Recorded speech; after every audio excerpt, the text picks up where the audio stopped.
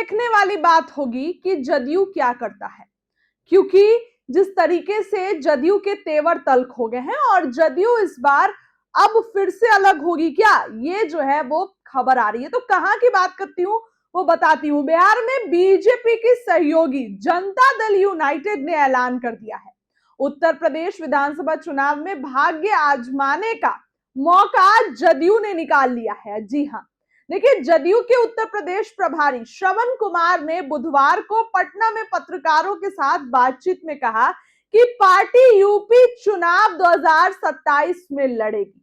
उन्होंने दावा किया कि यूपी चुनाव में जदयू 25 सीटों पर प्रत्याशी उतारने की तैयारी कर रही है। श्रवण कुमार ने कहा कि मैं उत्तर प्रदेश जाकर वहां के नेताओं और कार्यकर्ताओं से मिलकर आगे की रणनीति तय करूंगा। श्रवण कुमार ने कहा कि पार्टी की कोशिश है कि यूपी चुनाव में बीजेपी के साथ गठबंधन हो जाए। उन्होंने कहा कि प्रयास है कि एनडीए के घटक दल के रूप में जदयू को यूपी चुनाव में उतरने का मौका मिले। हालांकि उनको यह भी कहा कि अंतिम जो है पार्टी के शीर्ष नेतृत्व फैसला करेगी। आपको बता दें कि 2022 के यूपी चुनाव में दौरान भी जदयू ने बीजेपी के साथ गठबंधन करने का प्रयास किया था, लेकिन बीजेपी ने मना कर दिया था।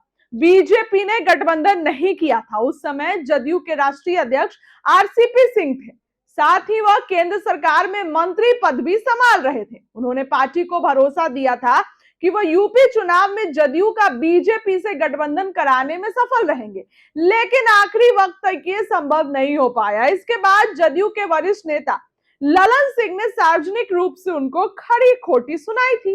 जनता दल यूनाइटेड को लेकर एक आम धारणा है कि वह कुर्मी समाज की राजनीति करती है, क्योंकि पार्टी के सबसे बड़े नेता नीतीश कुमार इसी जाति से हैं। उत्तर प्रदेश बीजेपी ने कुर्मी वोटों को साधने के लिए सोनेलाल पटेल की बेटी अनुप्रिया पटेल की पार्टी के साथ लंबे समय से गठबंधन में है। इसके अलावा बीजेपी के मौजूदा प्रदेश अध्यक्ष पंकज चौधरी भी कुर्मी जाति से आते हैं। ऐसे में बीजेपी को लगता है कि उन्हें अब किसी कुर्मी चेहरे या नेता को गठबंधन में लेने की जरूरत नहीं है। तो इस बार भी बीजेपी जदयू को शामिल कराएगी कि नहीं, इस पर तो संशय ही है। फिलहाल आपको क्या लगता है, कमेंट में राय रखें।